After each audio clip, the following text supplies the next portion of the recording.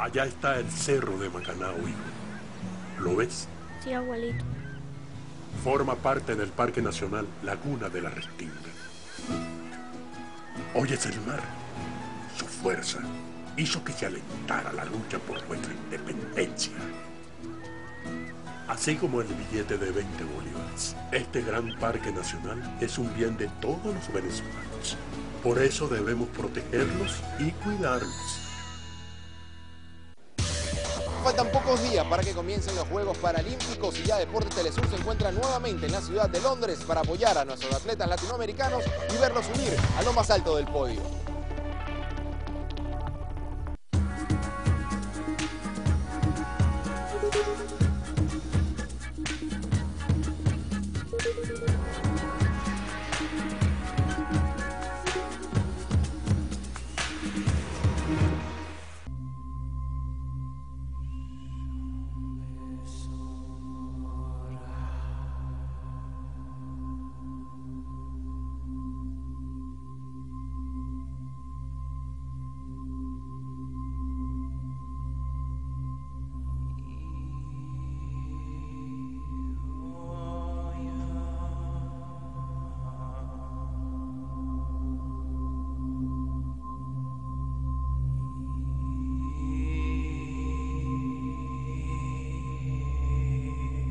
In a world where there is so much wealth, with modern cities and plentiful resources,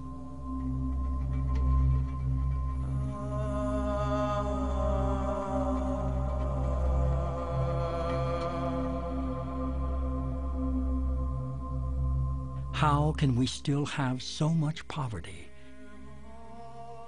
where so many people must live on less than $1 per day?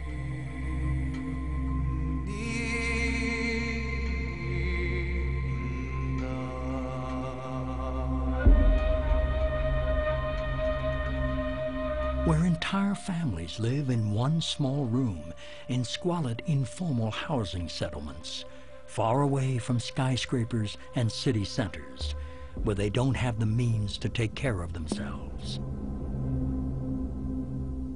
Hobbes's statement of the life being nasty, brutish, and short is a characterization of poverty. And there's no reason for us to take any different view than that. It's a question of understanding what it means in today's context, given the fact that there are means of enhancing wealth, means of curing illnesses and postponing death, means of making our lives comfortable. Given all that, if people still suffer from deprivation, well then in the present context we have to regard that as poverty. A jangada saiu com Chico Ferreira e Bento. Meu marido está desempregado faz 5 anos e é isso, ele vende água mineral R$1, né? Pra gente sobreviver. A gente eu trabalhava fazendo entrega de gás. Eu trabalhava lá em Suape, mas como agora a venda de gás aumentou e os pessoal, a população diminuiu, pronto. Aí foram cortando e eu tô aqui vivendo como pode. Antes a gente não morava aqui não, a gente morava na beira da praia. Mas aconteceu um acidente familiar, minha menina faleceu com 9 meses, aí a gente teve que ir pra rua pedir dinheiro para fazer o enterro dela. Aí do tempo que ele ficou desempregado, a vida da gente foi muito dura, de um jeito ou de outro. A gente procurou trazer o pão para dentro de casa, porque quem tem criança, né, tem que batalhar de um jeito ou de outro. Criança quando tá com fome não quer saber de onde vem, né, quer saber que quer comer. E a jangada voltou só.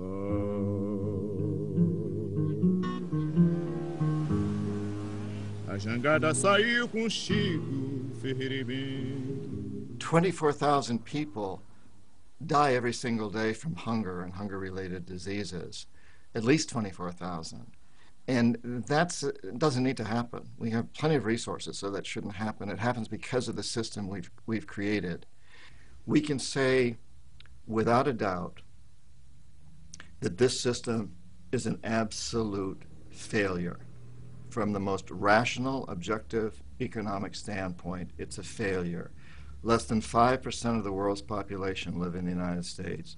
We are consuming over 25% of the world's resources and creating roughly 30% of its major pollution. That's a failure.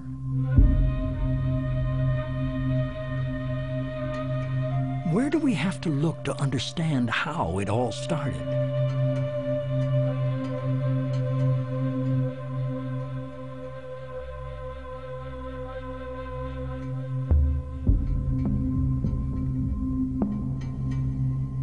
Where some started to become rich and others poor.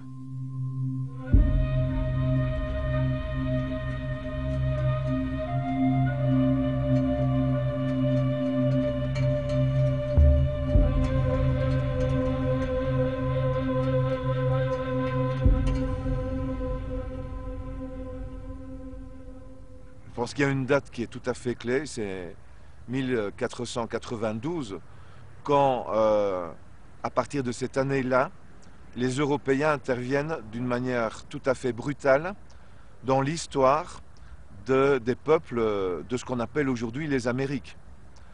À partir de ce moment-là, on peut parler d'une globalisation, d'une mondialisation, parce que à peu près l'ensemble des continents de la planète au cours du XVIe siècle sont connectés les uns aux autres et de manière brutale avec une domination européenne qui va progresivement s'étendre ensuite vers l'Asie et vers l'Afrique. El proceso de construcción de este sistema mundo colonial moderno tiene ya más de 500 años. El sistema capitalista y la era de la modernidad comenzó con el momento en el cual se da la conquista, la colonización, el sometimiento de los pueblos de América por parte de los ibéricos. Y en ese momento comienza un proceso muy sistemático y muy continuado que tiene más de 500 años de explotación de recursos.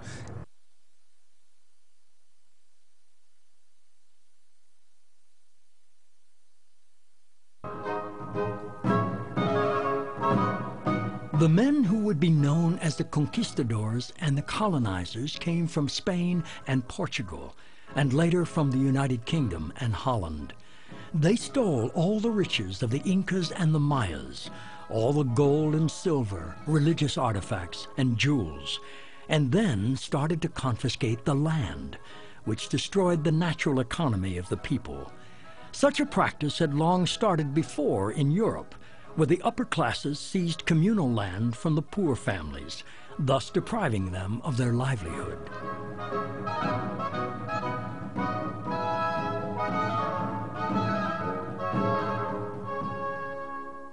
When the British came towards the end of the 19th century, their concern was to justify expropriation of land which did not belong to them.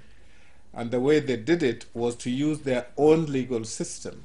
They did this precisely through an advice that was given to the colonial government on the 13th of December 1897 that said that in countries where there is no settled form of government, the land belongs to the Queen of England. Having declared that there was no settled form of government, they appropriated ultimate title to the land. They passed laws that said so, and then they were able to give settlers freehold interest, 999-year leases, and other forms of leasehold. Unas cuantas familias tienen como una gran cantidad de tierras que ni siquiera las producen. Y en desmedro de quién, de los indígenas, de los originarios de estas tierras, que no pueden acceder a esta tierra. ¿Por qué? Porque la ley INRA decía que por cada cabeza de ganado se le otorgaba entre 5 y 50 hectáreas. Es decir, por una cabeza de ganado le pueden justificar 50 hectáreas de tierra. Entonces, son tierras que ni siquiera se producen, son tierras de engorde que le dicen aquí, que lo único que hacen es hacer que estas personas puedan enriquecerse más a costa de estas tierras, sin producirlas. Entonces, estamos viendo ese tema, se está trabajando mucho, y son los latifundios, grandes latifundios que vienen desde la época de la colonia, ¿no?, que se ha ido reproduciendo este sistema.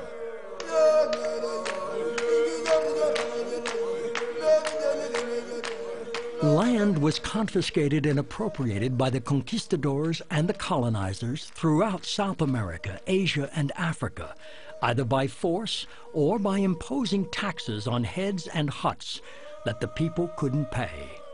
Today, more than 500 years later, and dozens of years after the independence of their countries, people still don't have their lands back, which are still in the hands of large landowners and transnational corporations.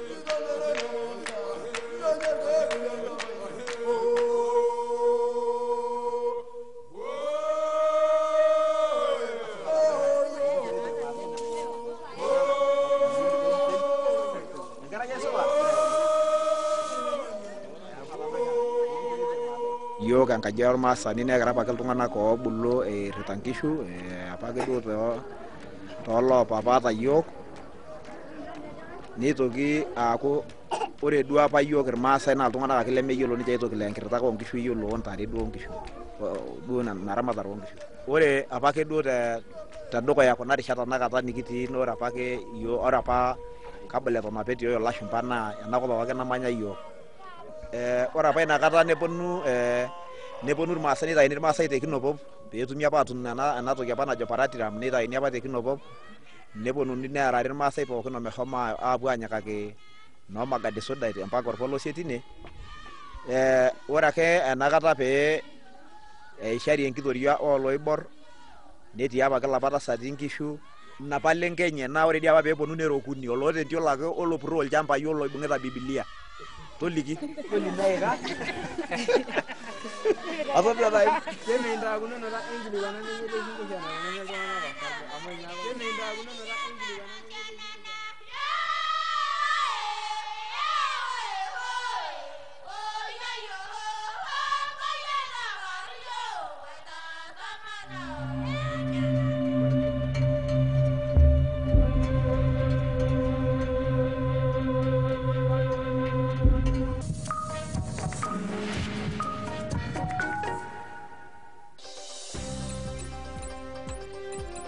Venezuela vive un momento crucial de su historia. Elecciones presidenciales 2012. Siga paso a paso la actividad de la campaña electoral, los candidatos, el árbitro, el pueblo. Viva por Telesur la más completa cobertura periodística del proceso comicial. Usted nos acompaña. Venezuela decide.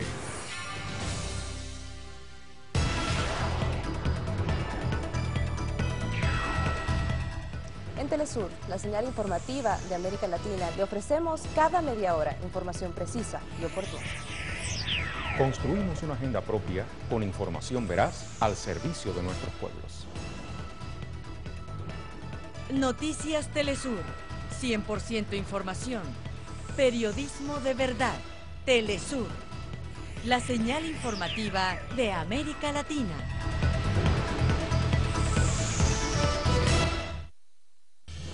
Telesur, la señal informativa de América Latina.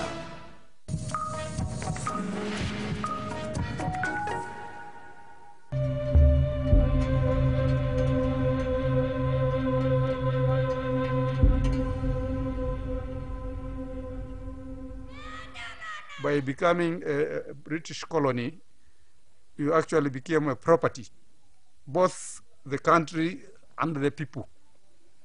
And if you look at history, they were not, the natives were not recognized as human beings.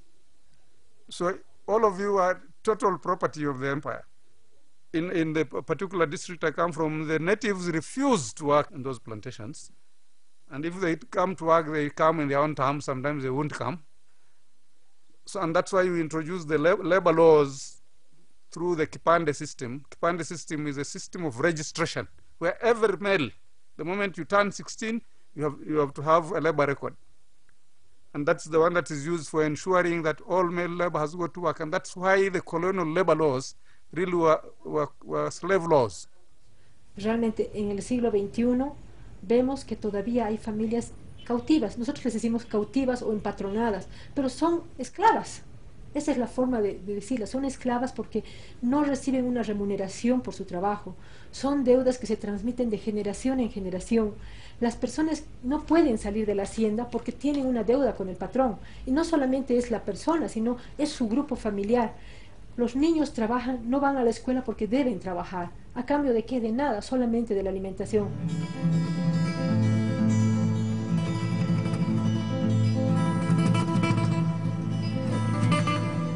Having had their natural economy destroyed, forced the people to work for their new masters.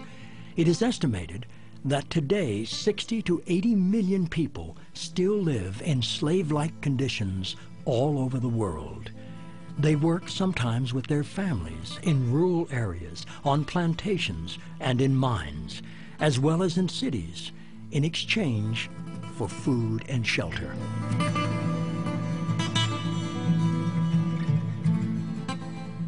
São Paulo is the largest state that produces ethanol in Brazil, and at the same time is the richest state. And just to give you an example, last year 17 workers died in the space where they work.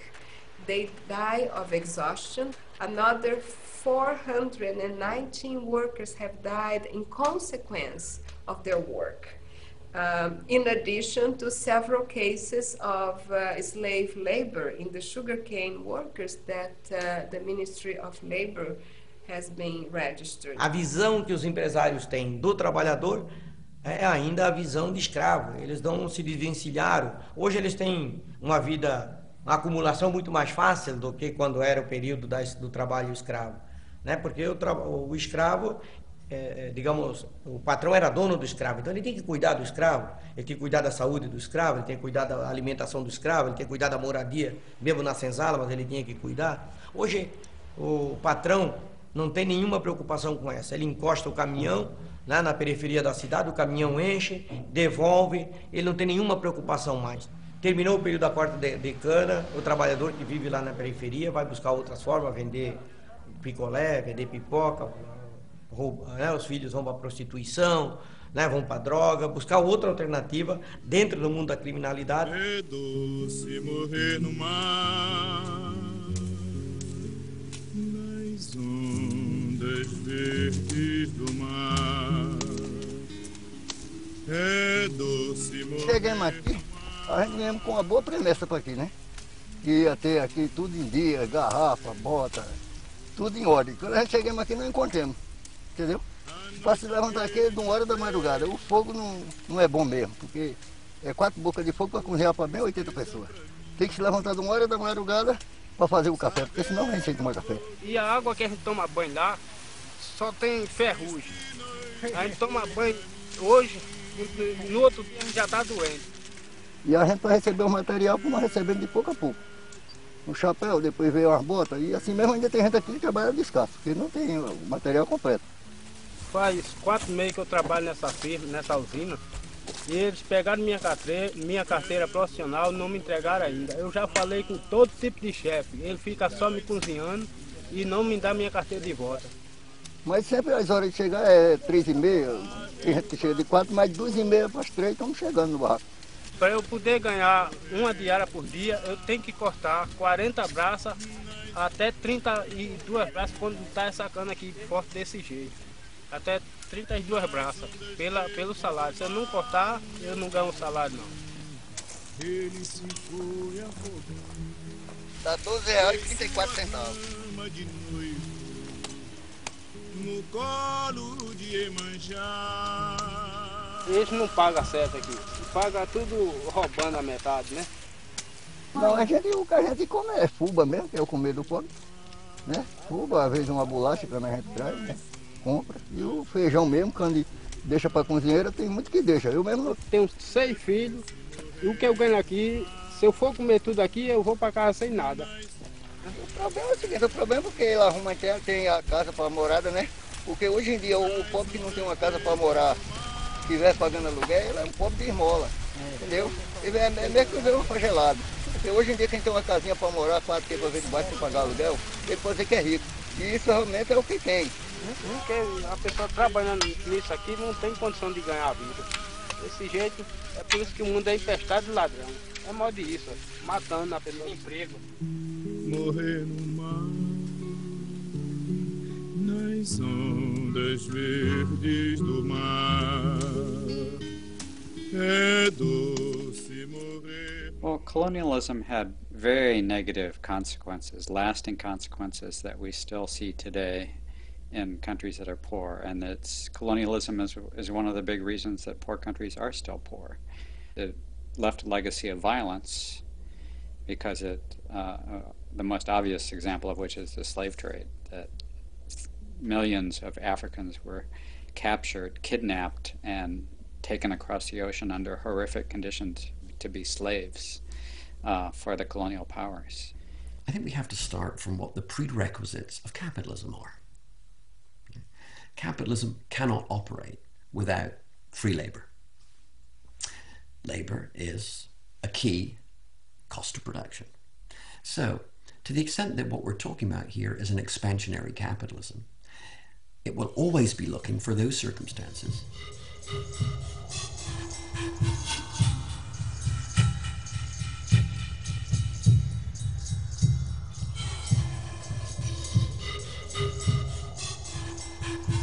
The European empires were built on riches stolen from the colonies and on cheap or free labor provided by the slaves.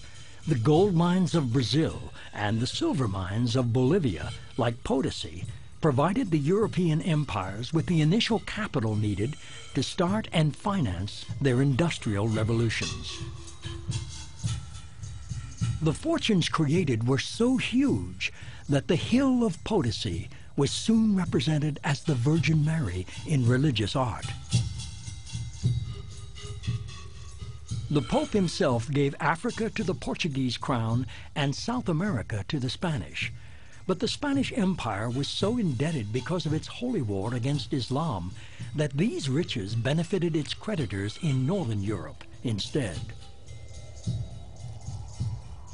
La transferencia de recursos que hubo en esa época, de recursos de oro, pero fundamentalmente de plata, pero también de los llamados vegetales preciosos, sobre todo la caña de azúcar, fue una condición vital de la acumulación de riqueza que se dio en los Países Bajos, que se dio en el Reino Unido y que fue una condición de la extraordinaria riqueza que sirvió de punto de partida para el proyecto colonial inglés y para la revolución industrial, para las dos cosas simultáneamente. La Hollande, c'était un pays d'1 million d'habitants, dans une région absolument pas favorable, avec à peu près aucune richesse naturelle. Et la thèse des néoclassiques ou des néolibéraux, c'est de dire, mais voilà, c'est bien la preuve. Un peuple élu, finalement, mené par la religion protestante, dans les conditions les plus adverses, devient un des plus riches de la planète. Et donc c'est qu'il a adopté un système économique supérieur au système des autres. Ce qu'on ne nous dit pas, c'est que les Hollandais étaient des vrais sauvages dans la manière dont ils exploitaient les colonies d'Asie et qu'ils ont pris tout ce qu'ils pouvaient en Asie et que c'est sur la base du commerce qu'ils faisaient des produits qu'ils importaient d'Asie qu'ils ont accumulé des richesses extraordinaires et qu'à un moment donné, Amsterdam est devenue la capitale financière du monde avant que ça se transfère à Londres.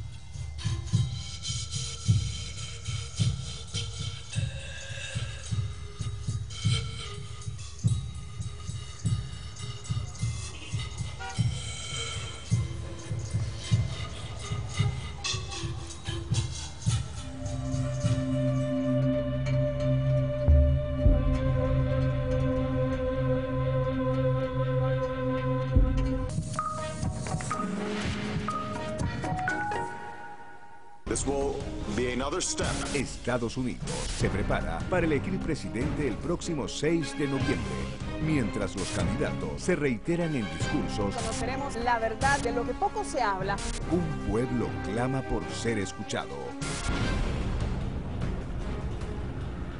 USA de Verdad retrata la situación del ciudadano estadounidense medio, sus conflictos, sus luchas y el impacto de la crisis económica en su cotidianidad.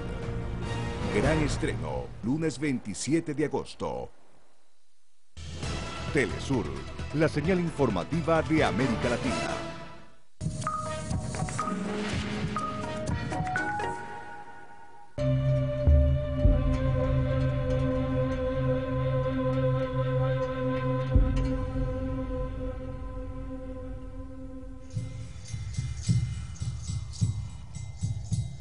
In Bolivia, in the bowels of the richest mine in South America, the miners of Potosi have built a museum to honor the memory of their ancestors and their loss.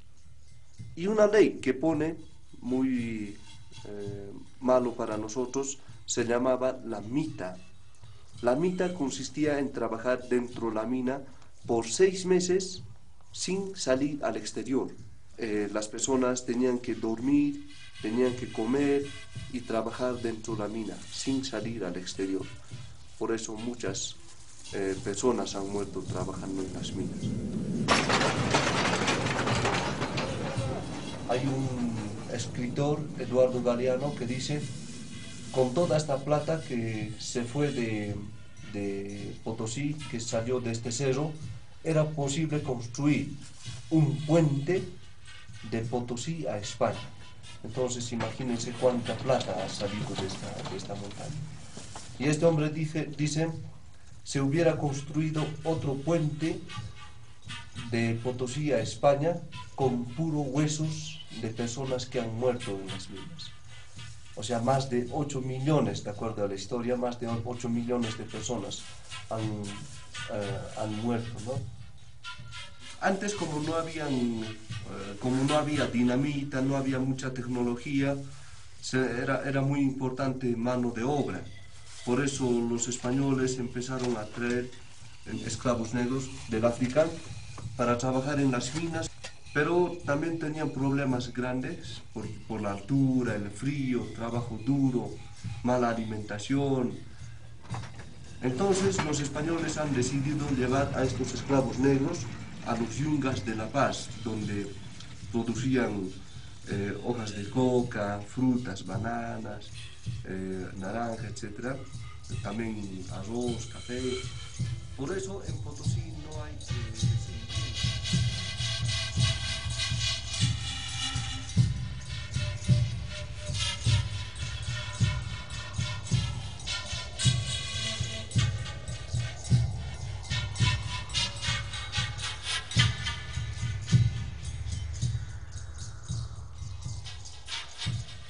Les Européens auxquels se sont ajoutés assez rapidement l'Amérique du Nord, et puis plus tard, dans la deuxième moitié du 19e siècle, le Japon, qui est devenu elle-même une grande puissance coloniale, qui a fait beaucoup de mal en Asie au cours du XXe siècle, se met en place donc à partir de la fin, dans la deuxième moitié du XIXe siècle, ce qu'on peut appeler la triade, à savoir Europe occidentale, Japon, Amérique du Nord, qui commence à dicter au reste de la planète les règles du jeu et impose un modèle économique qui est le capitalisme.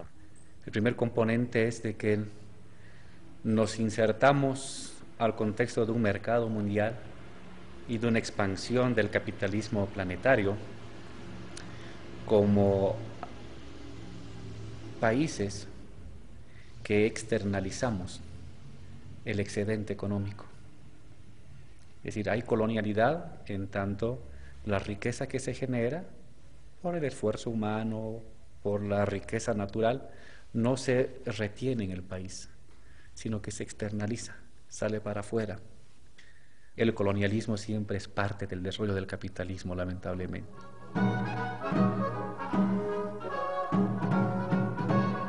To maintain this level of wealth extraction, the conquerors needed to keep their colonies in a state of dependency. They assigned a function to each country or region as the producer of certain minerals or a certain crop, like tea, coffee, cocoa, or sugarcane, that could be exported back to the mother country. This imposed monoculture plunged these countries into a locked economy and into a state of total dependency.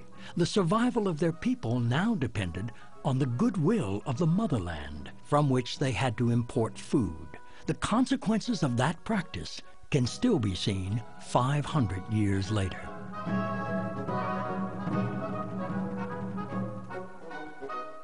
Dada ya la liberación de independencia, no hubo liberación económica, porque nosotros dejamos de ser una colonia de España para ser una colonia de los ingleses primero y después una colonia de los Estados Unidos de Norteamérica. Durante todo el siglo XIX, Venezuela siguió siendo un país exportador de café y de cacao. Para finales del siglo XIX se da la segunda revolución industrial en el mundo. Y sabiendo que ya en Venezuela existía el petróleo, cuando los colonizadores llegaron, encontraron a los indígenas utilizando petróleo, solo que lo utilizaban como medicina o lo utilizaban para hacer reparaciones a los barcos. Y entonces Venezuela sí se hace más importante. Ya no va a ser un país agrícola, sino un país minero petrolero. Our government needs to stop thinking of Brazil as a colony. You know, the policies we have right now are the same as we had in the period of colonization. You know, over and over in history, what was the function in Brazil in the international economy was to produce cheap goods for the North. Before, at the beginning, was sugar. Now we are back to the sugarcane production. Then it was coffee.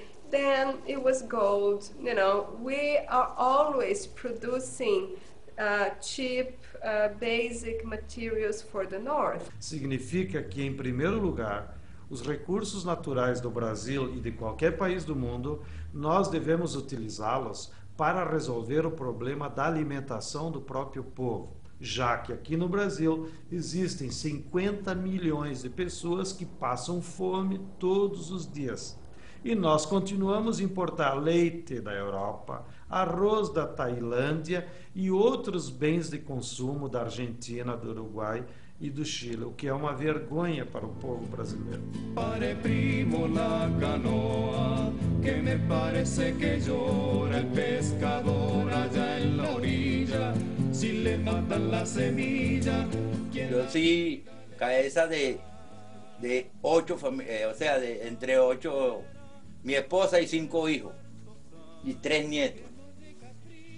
Una niña necesita atención médica seguido, pues. Necesitaba una escuela especial y donde vivíamos se hacía demasiado imposible, pues. Porque todo el tiempo he trabajado en la agricultura y he vivido de la agricultura.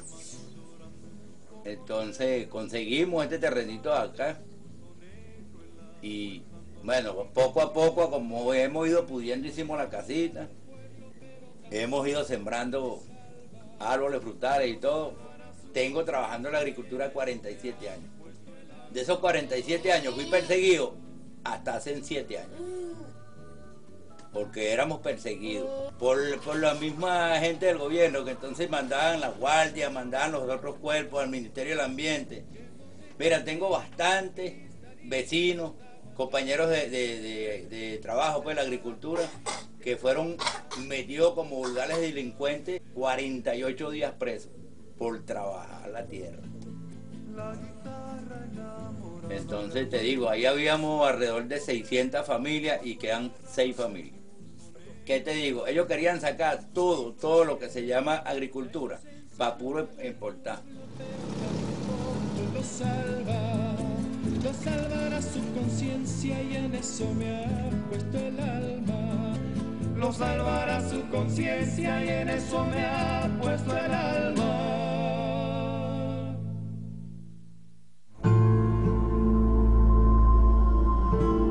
Having obtained natural resources and free labor, the Europeans now needed to create new markets for their own productions. They separated agriculture from industry, thus preventing the farmers from making their own tools, clothes, and other utensils, and transforming them into commodity buyers.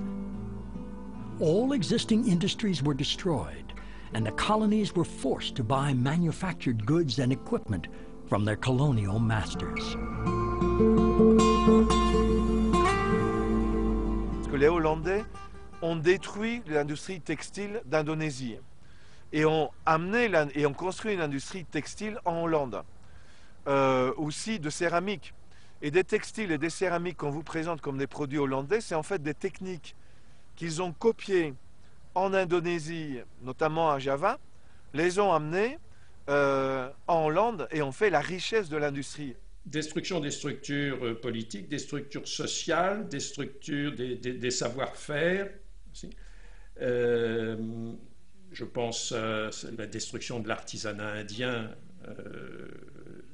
la fameuse phrase de Marx parlant des plaines du Gange qui sont blanchies par les ossements des tisserands indiens. C'est très précis. En XVIIIe siècle, l'industrie textile indienne était nettement supérieure en qualité à l'industrie textile britannique.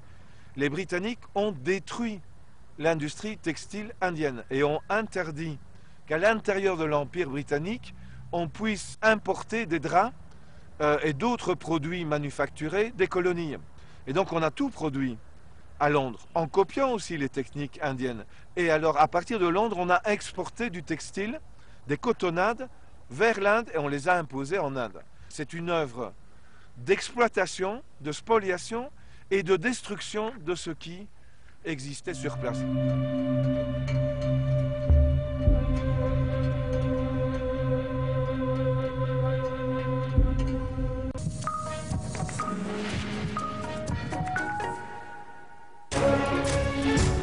Acontecimientos, contados por quienes tienen arraigada la historia en su memoria.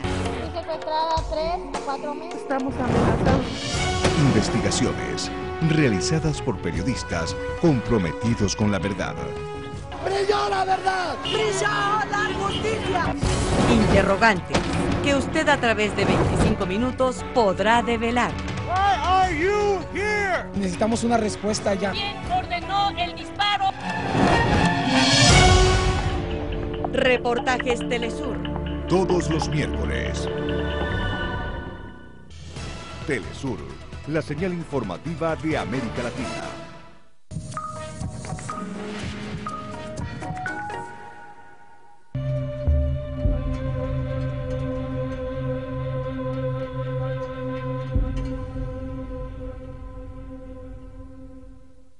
On a à la fois cassé les cadres sociaux et les structures, mais aussi détruit les moyens de subsistance. J'ai parlé tout à l'heure des tisserands indiens, et c'est clair qu'en Inde, quand on regarde chronologiquement l'apparition et le développement des famines, ça correspond aux destructions des structures artisanales, de la propriété paysanne, hein, des réformes foncières imposées par les Anglais. Those challenges are still there.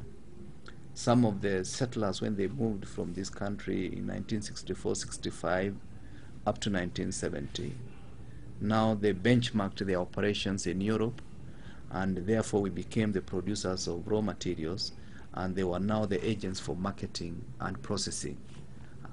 Therefore, all the value addition of our crops were done away from Africa. Because like roasting of coffee, just to pick that particular crop, is done away from Kenya. In fact, you are aware that Germany, which does not have a single bush of coffee, is the largest exporter of coffee. Tea is the same.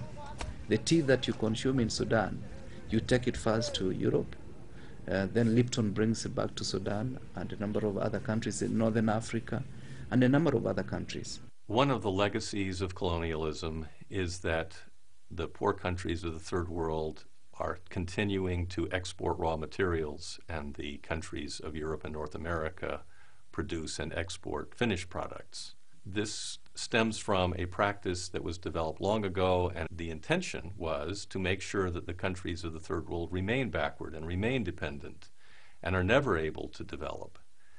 So to this day, they are continuing to survive on the export of raw materials. That has always been to the disadvantage of the country exporting the raw materials, and it gets worse each year.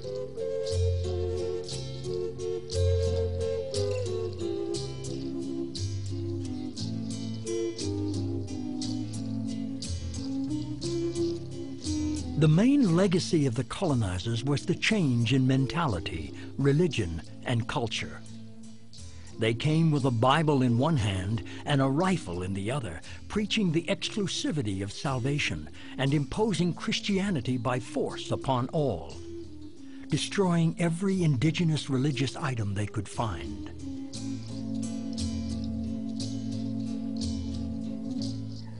Bien, hablando de la colonia,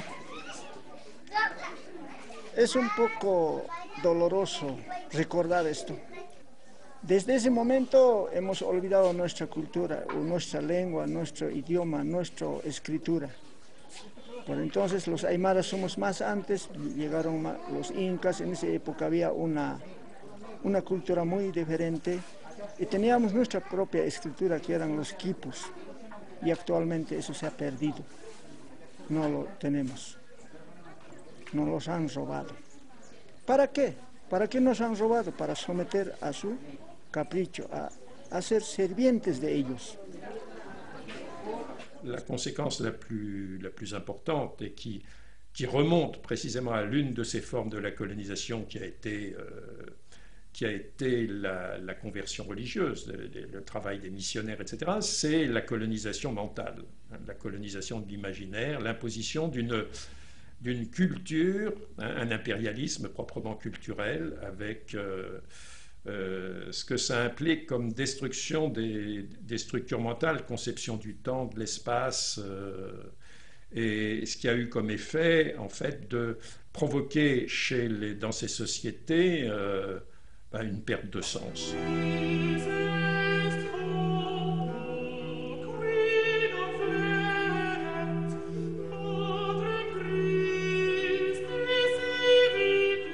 The conquistadors and the colonizers introduced the concept of superiority in terms of race and culture, in which the indigenous people were considered objects destined by God to slave for the white man. This created millions of marginalized people who still today have not recovered their place in society.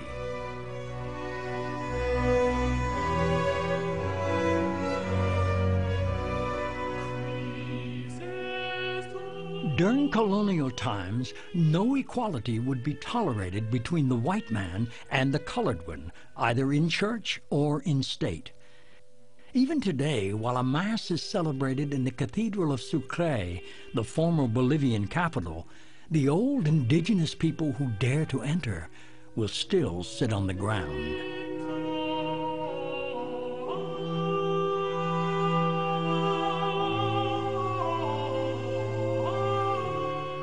At the same time, in the next-door chapel built for the indigenous people, a local band tries to recapture their lost culture and tradition.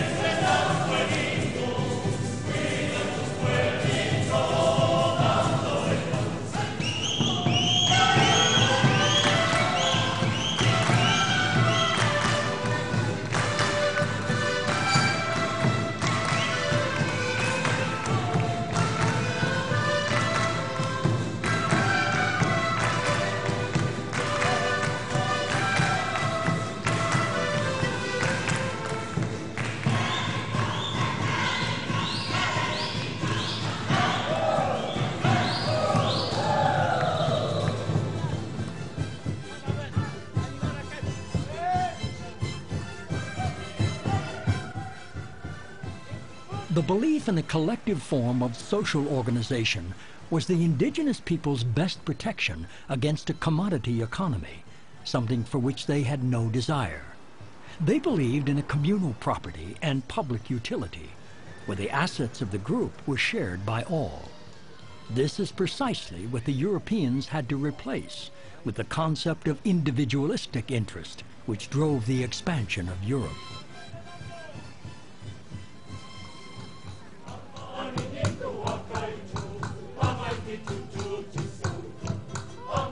Part of the purpose of Europeans in the early age of exploration was to take Christianity to people around the world. At the same time this was developing, a new form of Christianity was emerging that was very individualistic, and this was closely associated with an individualistic view of property. There had always been some element of private use, of individual families using property, but it was always tied to some communal affiliation.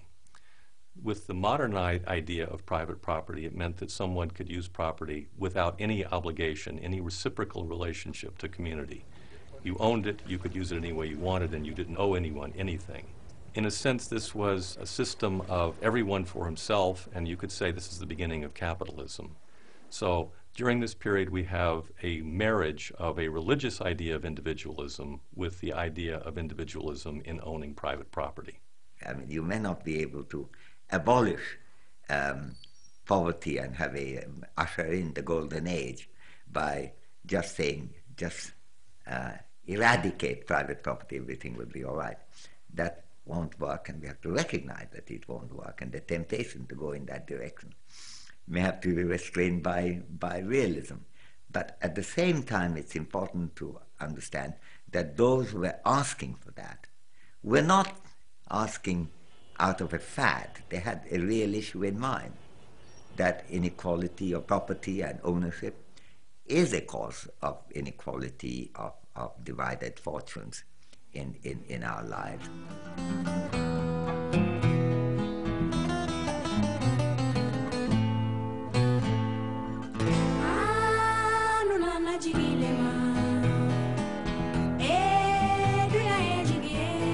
The accumulation of resources in the Northern Hemisphere created this huge imbalance, making the North extremely wealthy, allowing Europe to develop its industries and to create consumer societies, while people living in the South became destitute, only able to watch their natural economy being destroyed and replaced by a commodity economy.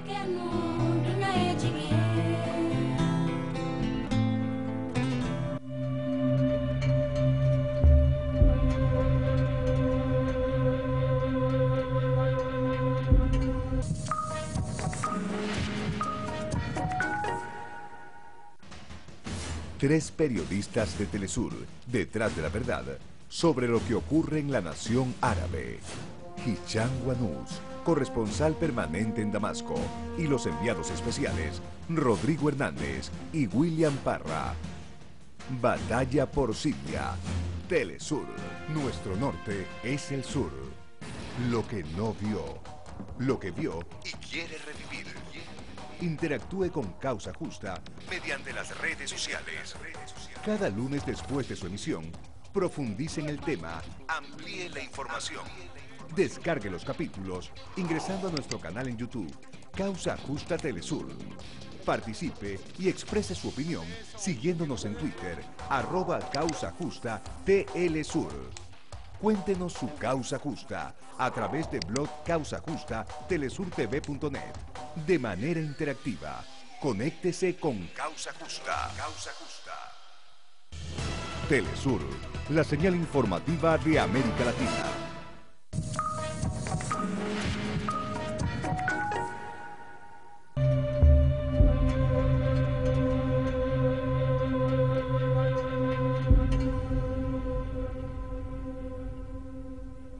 The preconditions for capitalism, the labor and market and strategic resources, are all about the process of primitive accumulation. You have to dispossess in differing ways to do all of those things. You can only get someone to work in a factory if they don't have access to land. That's a dispossession. Something can only become a market if it's taken out of a non-market context. Something has to be bought and sold.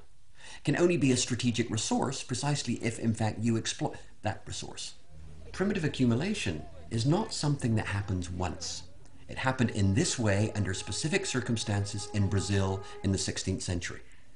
But primitive accumulation is recursive.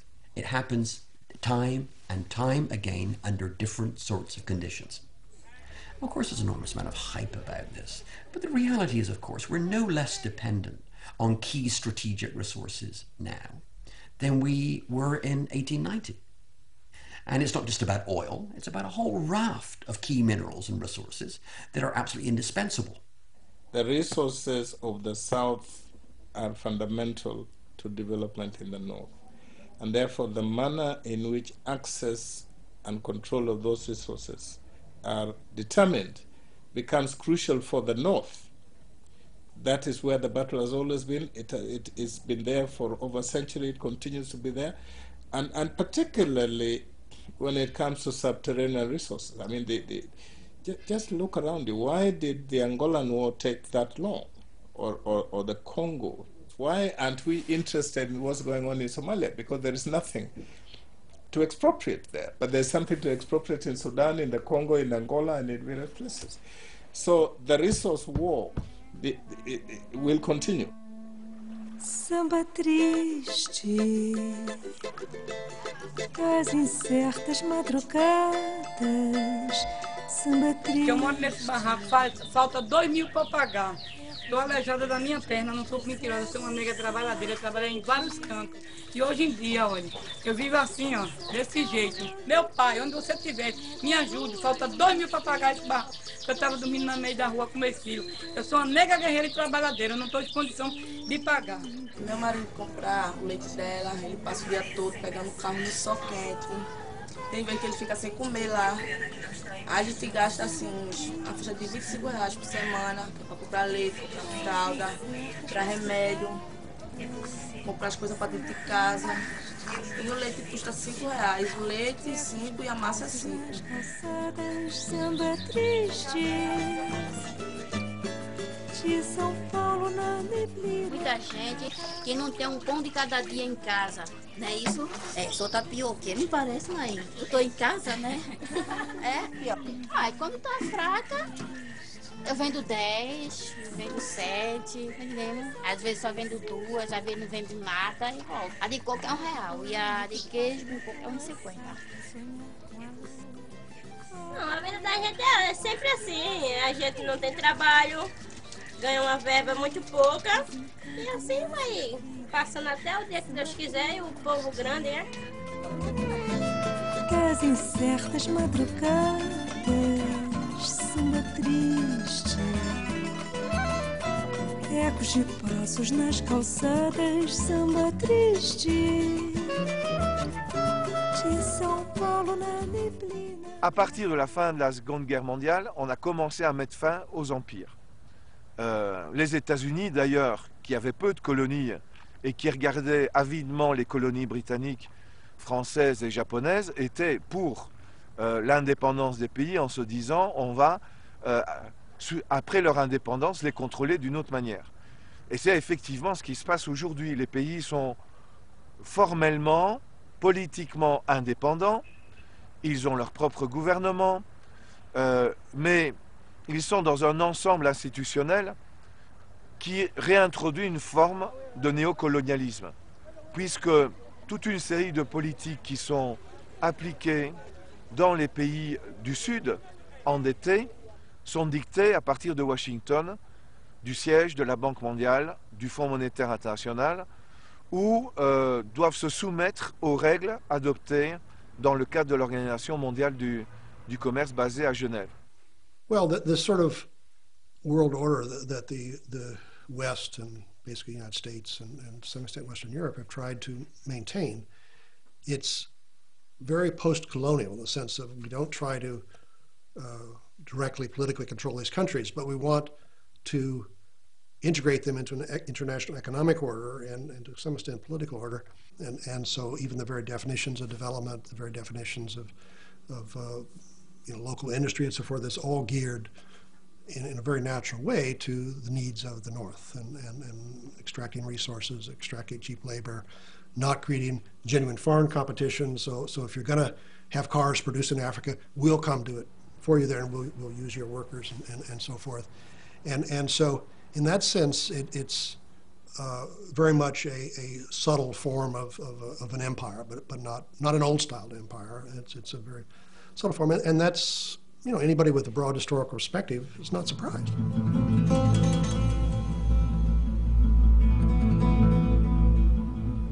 When the countries of the South won their independence, the accumulated debts of the colonial powers used to open new markets were transferred to the newly formed governments in total violation of international laws. The only solution offered by the North was more debt with extremely high interest in order to repay the initial one. These newly formed states immediately lost their sovereignty and became even more dependent upon the northern countries, which could then dictate policies on agriculture, trade, and customs, and give special privileges to foreign corporations, such as monopolies over mineral extraction or monoculture exploitation.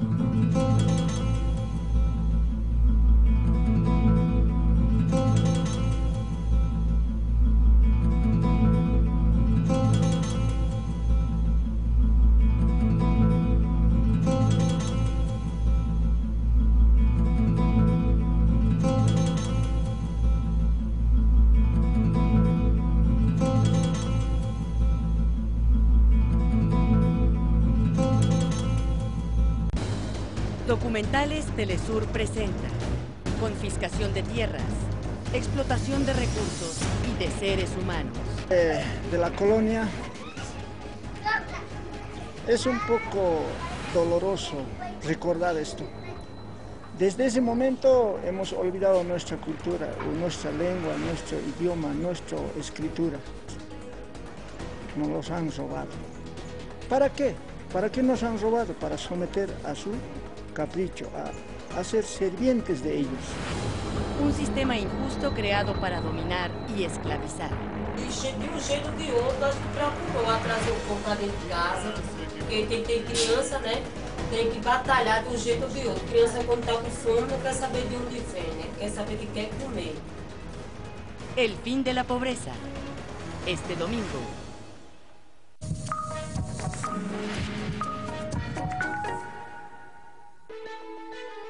Del 26 al 31 de agosto, Telesur se traslada a Teherán para brindarle de la mano de Abraham Istillarte y Edgardo Esteban la más completa cobertura de la 16ª Cumbre de Países No Alineados.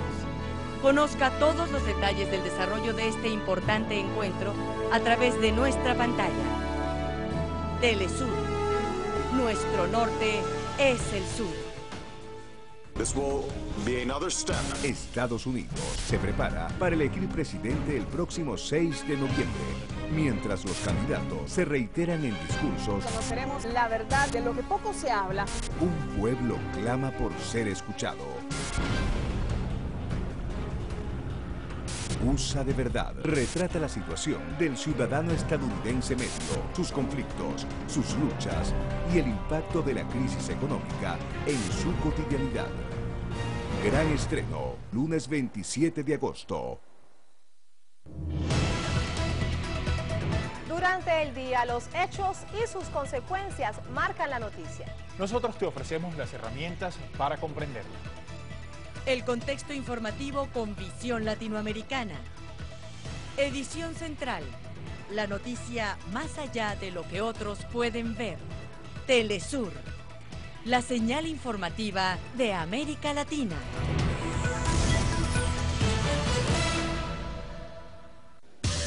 Faltan pocos días para que comiencen los Juegos Paralímpicos y ya Deportes Telesur se encuentra nuevamente en la ciudad de Londres para apoyar a nuestros atletas latinoamericanos y verlos subir a lo más alto del podio.